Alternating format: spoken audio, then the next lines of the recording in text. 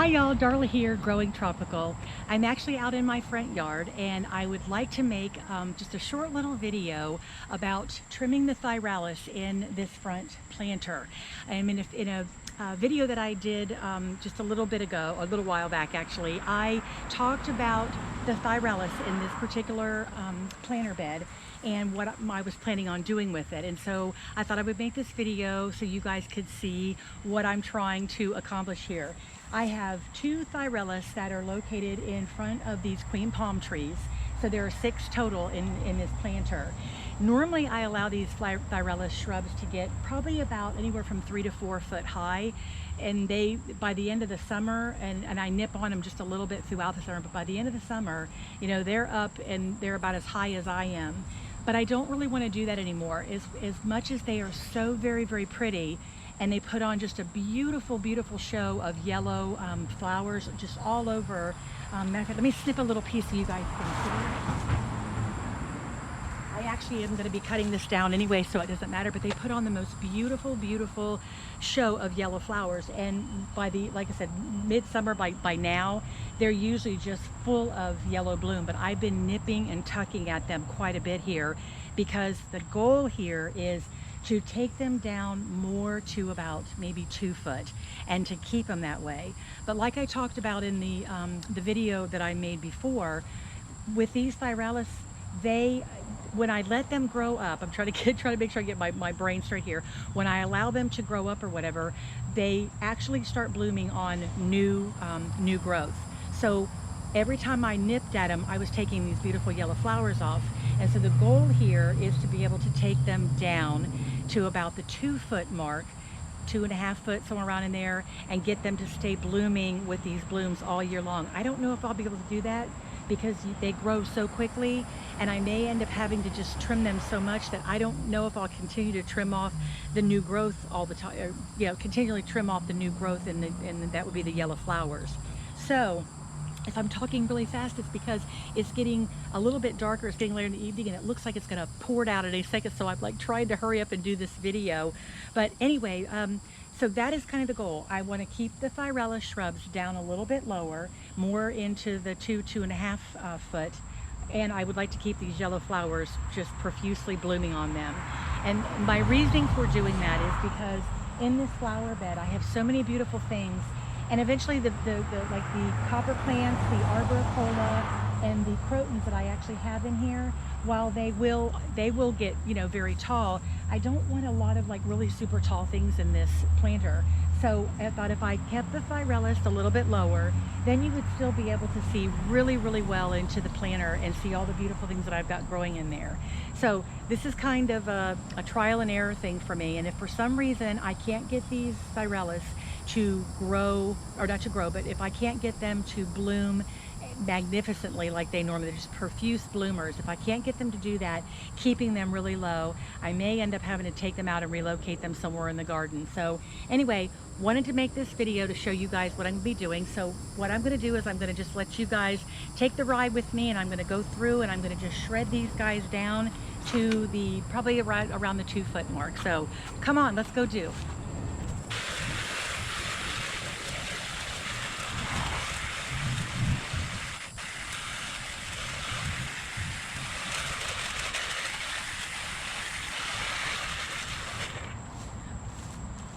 Okay, I'm going to stop right there, and I think if you can see this Thyrallis, I'm going to angle the camera. I think this camera has a pretty good wide angle, but if you can see over here, I took them down. That's probably, I'm going to guess that's probably about 2 foot. I think I've got that down. And if, again, the problem is, you know, once I get them down that low, am I going to be able to keep them this low and keep them trim because they're such fast growers as well? Am I going to be able to keep them down this low and keep them blooming? That I don't know. That's going to be the $1 million question here, but that is where I'd really like to keep them. And as you can see, I'm going to kind of walk around a little bit and I'm going to show you. You can see by keeping them down a little bit lower like this, you can see right into the flower bed. And that's essentially what I want. I want to, when you're out in the front of our home, or, you know, really anywhere in the house, when I'm looking out, I want to be able to see right into my flower bed. I've got a fountain back there. Excuse the fountain. It's really grown up with some algae. I try to usually keep like mosquito dunks in there, and I try to keep something in there for the algae and everything to keep it down, but something that's organic, that's safe for the birds and everything. But I don't have it in there now, so it kind of got away from me. But anyway, back to the Thyrallis. Right now, like I said, if you look at this one over here, it's just so tall, and it just really blocks that view of being able to see in this beautiful flower bed. So the goal again is to go ahead and try to keep them all down this low and keep them blooming, which I hope I'm going to be able to do. Maybe what I can do is I can just go ahead and just give them a little pop of fertilizer, like a bloom booster or something that's a little bit higher or a bloom booster, actually, something that's a little bit higher in fertilizer for blooming flowers and stuff. I don't know, I've never done that with shrubs. I've never really had to do that, to be honest with you, because normally I just use like an 8-2-12, which is really balanced with macro and micronutrients in it, and it's always been a really profuse bloomer. But again, I'm going to be trimming so much on these guys that I'm really not sure exactly where I'm going to get with this. So anyway, I'm going to go ahead and I'm going to go around the rest of the planter, and I'm going to take these guys down to the same height that I've got these, and then I'm going to just kind of stand back and I'll let you guys look. Okay, y'all, I got the Thyrallis all trimmed up. I got everything cleaned up, thank God. But oh my gosh, it is so hot out here. It's late in the evening, as I think I probably have mentioned or whatever, but the humidity is it's just so high. But anyway, trying to get little stuff like this done is just, I try to force it all into the evening hours because it is so hot and everything. But I want to finish this video up before it gets too much darker. But I wanted you guys to see exactly what I've done here in the finished product.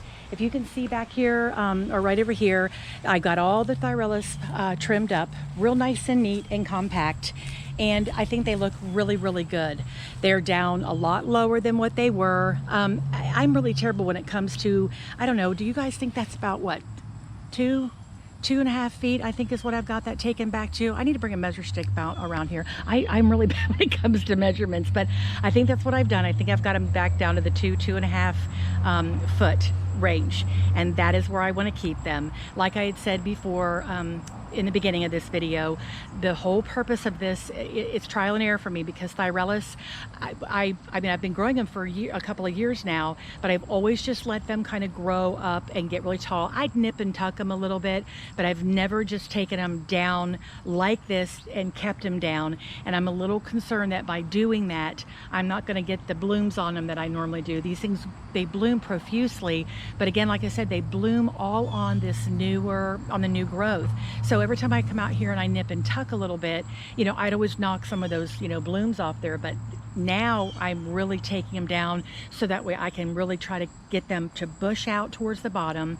And I'm thinking maybe the worst case scenario on these guys is that they'll bloom around like the front, you know, around the front and then down the sides, as opposed to like on the top. And that would be okay too if they didn't bloom on the top, you know, because I had to keep them cut down and they just went ahead and bloomed around the front.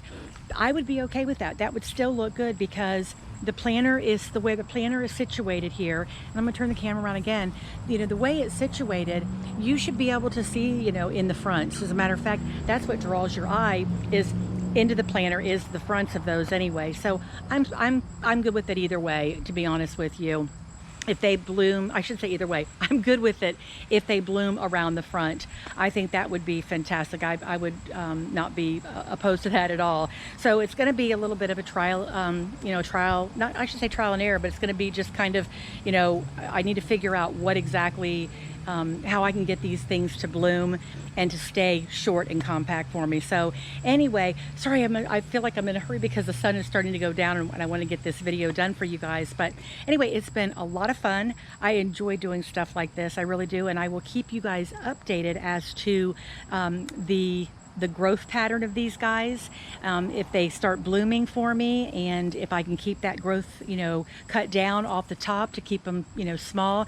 But I do, all in all, I think that as a rule, I think the flower bed looks really, really nice, and you can see right into it, which is, again, that is the end game here, is to, you know, by keeping these guys low, being able to still see into the planter bed and to still have those beautiful yellow blooms. So anyway, it's been a lot of fun. I so enjoy doing this, and I hope you guys have enjoyed the little ride along with me. And you know, I hope that you'll follow me to know exactly what these guys are going to do, because I'm curious myself to know exactly how these Thyrallis are going to actually perform for me, keeping them short and compact. So again, it's been great, and I hope you enjoyed the video, and I will keep you updated. Please don't forget to hit the subscribe button if you like this video, and please leave a comment if you have any information on the Thyrallis shrubs, and if you've had experience with them, or even if you don't and you just have you know, a comment to make about this particular video and you know what we've done here today, please feel free to do that. We all learn from each other, absolutely. So anyway, until the next video, you guys, bye.